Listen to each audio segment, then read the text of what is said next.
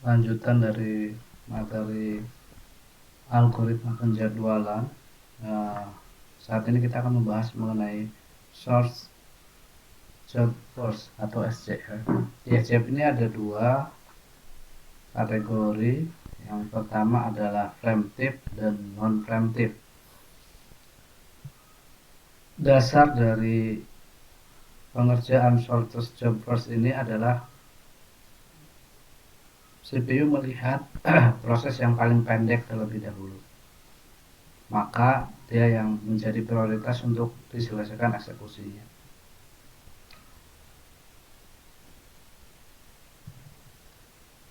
SJF non-preemptive yaitu SJF yang boleh dibilang prosesnya tidak bisa diinterrupt, ya.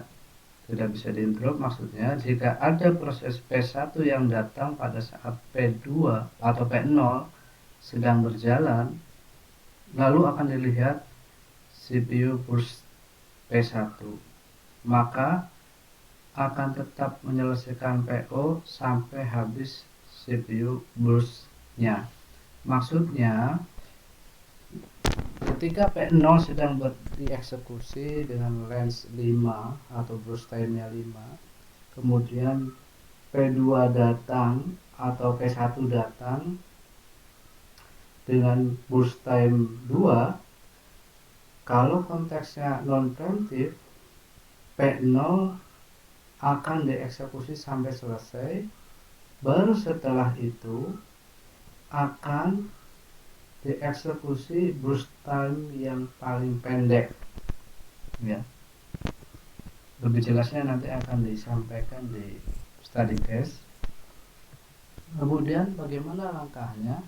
Tentukan urutan prioritas berdasarkan pendeknya proses yang dilayani dengan waktu kedatangan 0. Jika waktu kedatangannya sama 0 semua, maka tinggal diurutkan saja mana yang waktunya burst time-nya terpendek. Jika waktu kedatangannya berbeda, maka dialokasikan sisa waktu yang terpendeklah yang akan dieksekusi. Sedangkan pada preemptive, yaitu yang bisa diinterrupt, ya, prioritas didasarkan kepada pendeknya sisa proses. Makin pendek sisa proses, makin tinggi prioritasnya. Contohnya, jika ada proses P1 yang datang pada saat P0 sedang dieksekusi, maka CPU akan melihat burst time dari P1. Jika burst time-nya lebih sedikit dari sisa eksekusi yang ada di P0, maka CPU akan mengalihkan kepada P1 untuk dilakukan eksekusi. Contoh yang non-preemptive. Non-preemptive tadi adalah yang tidak bisa diinterrupt. Disediakan waktu kedatangan sama semua, sedangkan lamanya eksekusi atau burst time-nya itu A10, B5, C7, D1, dan E3. Di sini kita akan melihat karena waktu kedatangannya itu sama semua, seperti tadi sudah ditegaskan di dalam teorinya di atas, maka tinggal diurutkan saja berdasarkan burst time terpendek. Tadi burst time terpendek kita tahu adalah yang D dengan lamanya waktu eksekusi 1, kemudian E, kemudian B, dan terakhir adalah yang A yang tertinggi.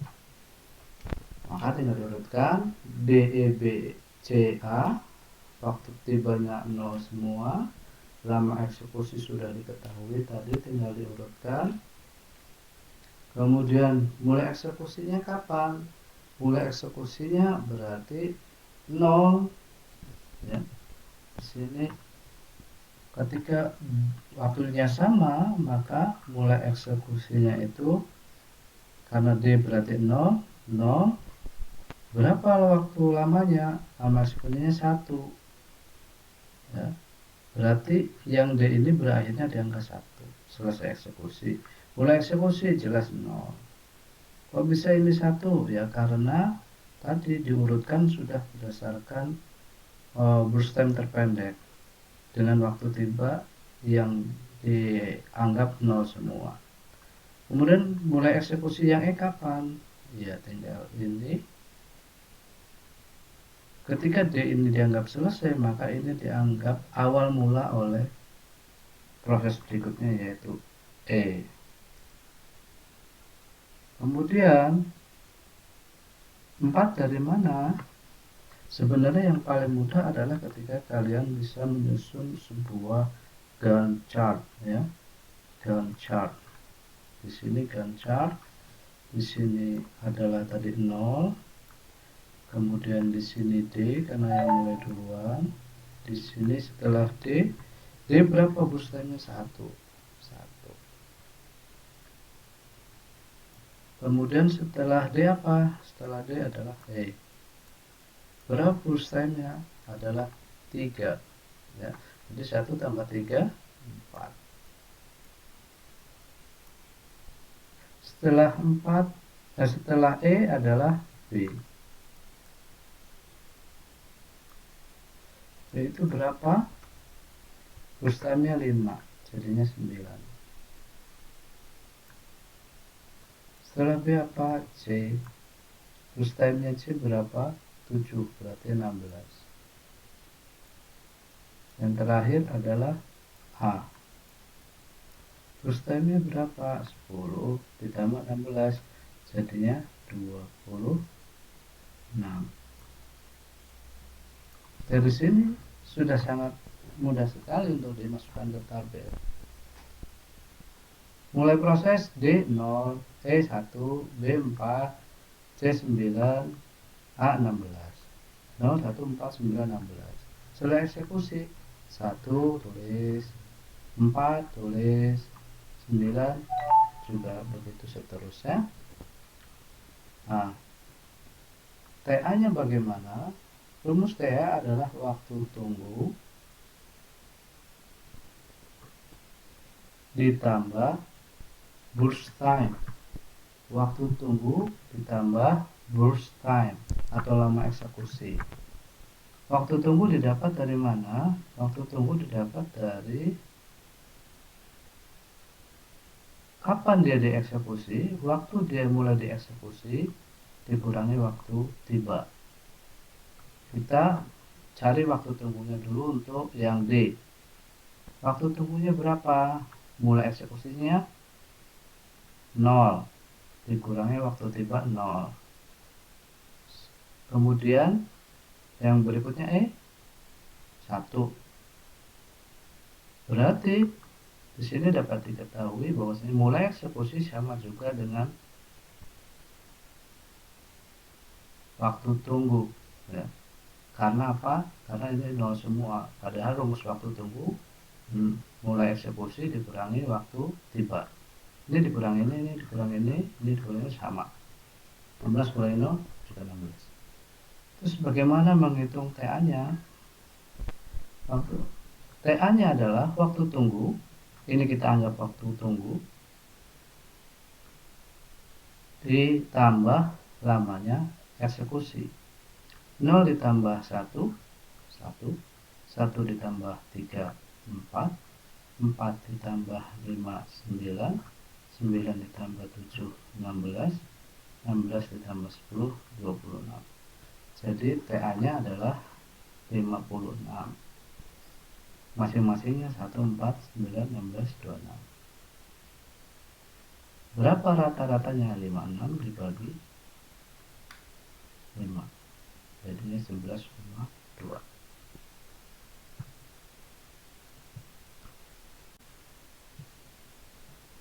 Untuk soal nomor 2, yaitu non preemptif, ya, masih sama, tapi kita membahas non preemptif, maka ketika ada proses berjalan dia diselesaikan terlebih dahulu. A 0 sampai 5, maka selesaikan 0 sampai 5. Sini 0 sampai 5. Siapa? 0 sampai 5 itu adalah A. Kemudian yang kedua, dilihat baru untuk menyelesaikan berikutnya, karena skala prioritas adalah burst time terpendek, kita cari burst time terpendeknya, ya. Berarti B, karena burst time terpendeknya 2. B, kemudian B berapa? Lamanya waktu 7. Di sini 7. Lamanya waktu 2 ini 5 ditambah 2 sama dengan 7. Setelah B apa? Setelah B kita lihat ada E, karena 3. 7 tambah 3 10. Di sini E, ya. Kemudian setelah E kita lihat tadi waktu terpendek berikutnya adalah C, 6, berarti 16. C.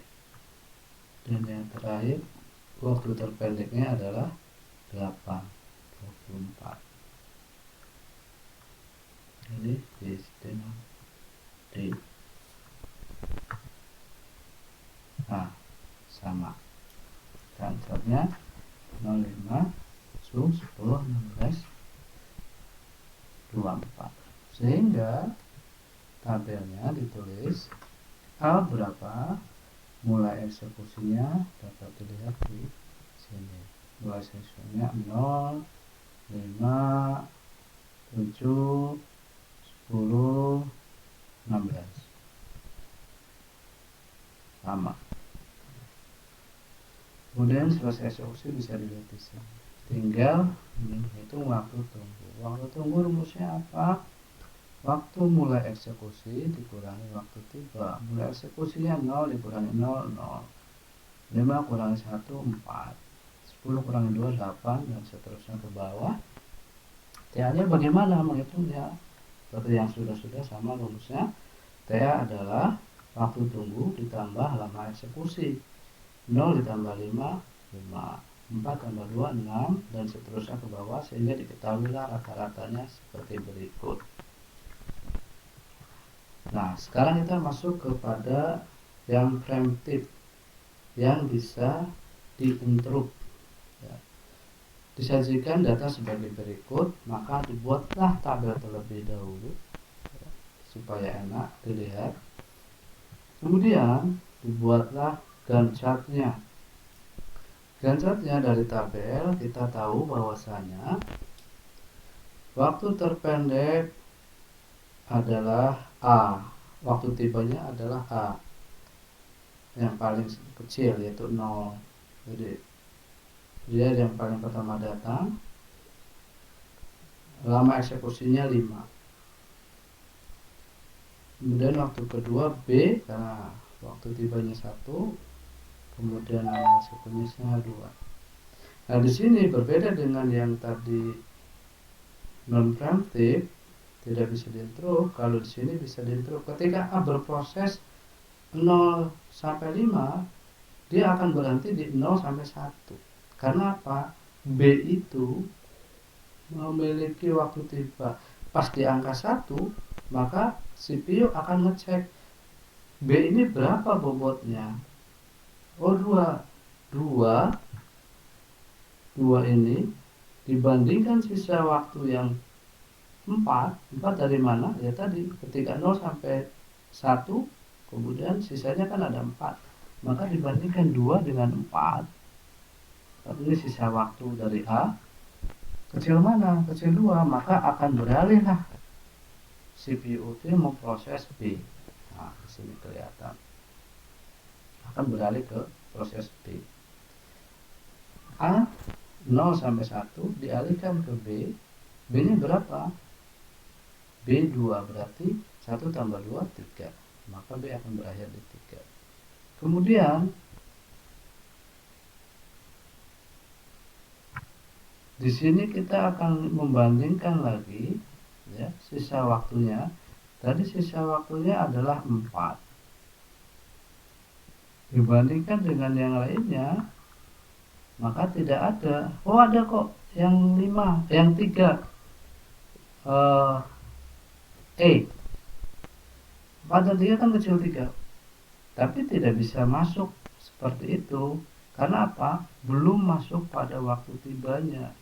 Kita lihat di sini, baru waktu tibanya, baru angka waktunya di angka 3, belum di angka 5. Jadi nggak bisa, ya. Jadi nggak bisa langsung ke 3 karena belum waktunya, belum masuk si E itu. Maka kembali lagi, karena 4 jadi yang terkecil dibandingkan 6 dibandingkan 8, maka 4 lah dieksekusi. Nah, yang A dieksekusi. Masuklah A. 3 ditambah 4 berapa? 4-nya dari sisa waktu yang A 7. Dari 7 inilah sudah kelihatan bahwasanya 5 sudah masuk di bawah 7, maka bisa langsung dieksekusi yang E. E dieksekusi sampai selesai karena 3 kecil, kemudian berikutnya adalah C dan berikutnya adalah D. Maka didapatkanlah ganjar yang seperti ini.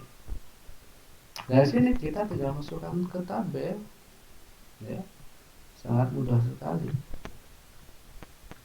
Ini tabelnya tinggal dimasukkan, tadi sudah. Mulai eksekusinya inilah yang agak berbeda perhitungannya.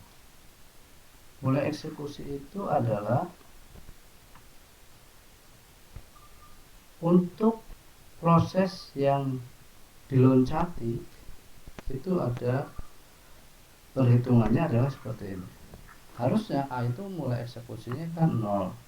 Namun karena A itu di proses, di perjalanan prosesnya beralih, maka untuk menghitung mulai eksekusi 0 ditambah 7 dikurangi 0 ditambah 3 dikurangi 1. 0 ditambah 3 dikurangi 1.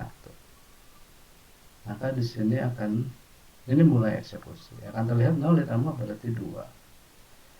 Kemudian yang lainnya sama, tinggal dilihat. Karena yang A cuma yang beralih proses, maka yang lainnya sama. B 1, E 7, C 10, D 16. Sama. Waktu tunggunya adalah mulai eksekusi dikurangi waktu tiba. 2 dikurangi 0, 2. 1 dikurangi 1, 0. 10 dikurangi 2, 8. Dan seterusnya sampai didapatkanlah TA 7, 2, 14. 7 dari mana? Ya sama seperti rumus yang di atas, waktu tunggu ditambah lamanya eksekusi. 2 ditambah 5, 7. Begitu hasil yang didapatkan. Contoh berikutnya adalah preemptif, ya. Ada 2, P1 0, P2 waktu tibanya adalah 2. Maka cara menghitungnya sama, gancang. P1 dikerjakan, karena P1 bobotnya 10, maka ketika dia di waktu tibanya 2, maka akan beralih ke P2. 2 ini beralih P2, waktu tibanya 2. Kemudian berapa busternya? 2, maka 4. 4 di sini akan dilanjutkan ke proses berikut. Sebelumnya itu P1. Maka cara menghitungnya untuk waiting time-nya, waiting time tadi rumusnya adalah waktu tunggu, ya, waktu eksekusi dikurangi waktu tiba. Waktu eksekusi atau waktu tunggu eksekusinya, waktu eksekusinya kapan? Untuk P1 waktu eksekusinya kan ada seperti yang di awal ini, waktu eksekusi ini, mulai eksekusi 0 ditambah 4 dikurangi 2. Kemudian kok ini dikurangi 0? Ya, rumus waiting time adalah waktu eksekusi, ya, mulai eksekusi dikurangi waktu tiba. Waktu tibanya adalah 0. Berarti 0 ditambah 4 dikurangi 2, dan 4 dikurangi 2 dikurangi 0. Jadi P2 karena waktu tibanya sesuai dengan P2 yaitu 2, kemudian waktu eksekusinya juga 2, maka 2 dikurangi 2 ya 2 dikurangi 2 hasilnya 0. Rata-rata waktu tunggunya ya tinggal 2 ditambah 0 dibagi 2, 1. TA nya berapa? 12 ditambah 2 sama dengan 14 dibagi 2, 7. Ini dari mana 12 ini? Kita tahu yang P1 close time-nya berapa? 10 sama dengan 12. P2 close time-nya berapa? Ditambah 2. Close time-nya 2 ya. P2 close time-nya 2. Maka di sini sama dengan 2. 12 ditambah 2 sama dengan 14 bagi 27. Ternyata tabelnya seperti ini.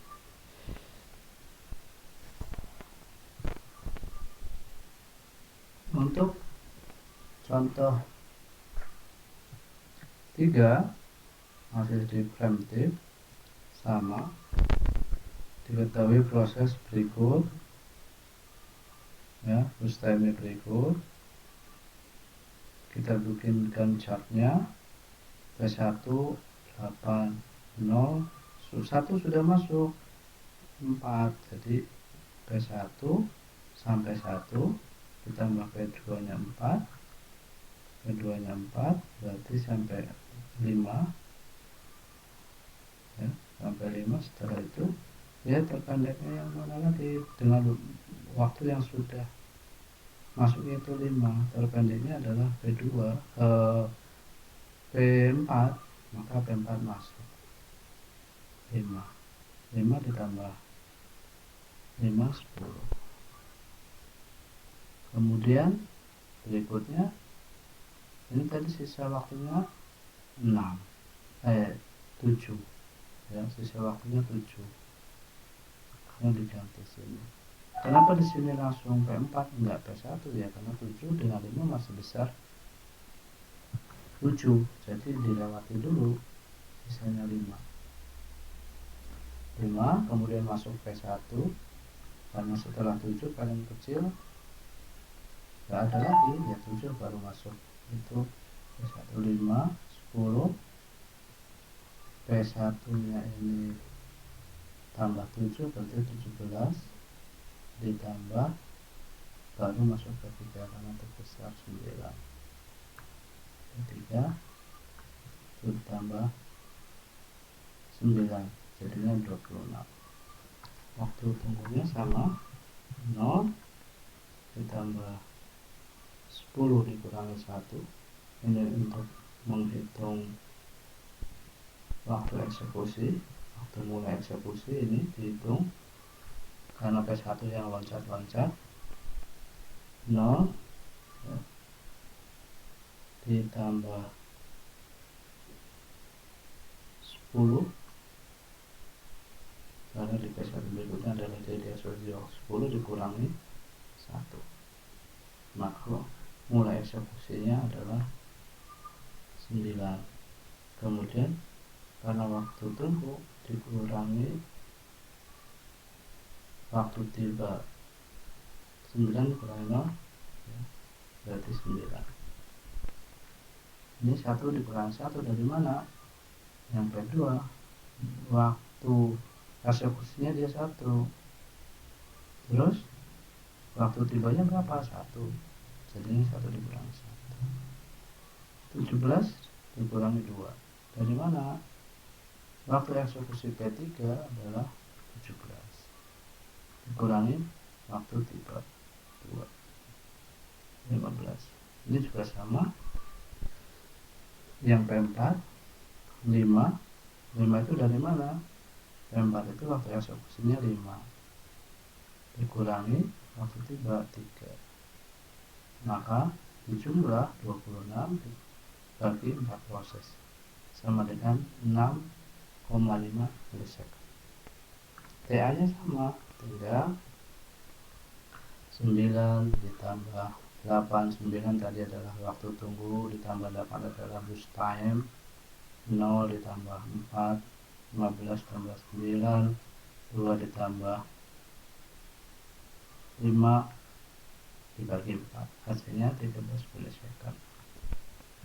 Saya kira itu untuk penjelasan mengenai shortest job burst. Jadi mana yang terpendek itu dieksekusi terlebih dahulu, dan jika ada waktu tibanya berbeda maka dilihat waktu tiba dan sisa waktu yang ada dari masing-masing proses. Sekian, terima kasih. Assalamualaikum warahmatullahi wabarakatuh.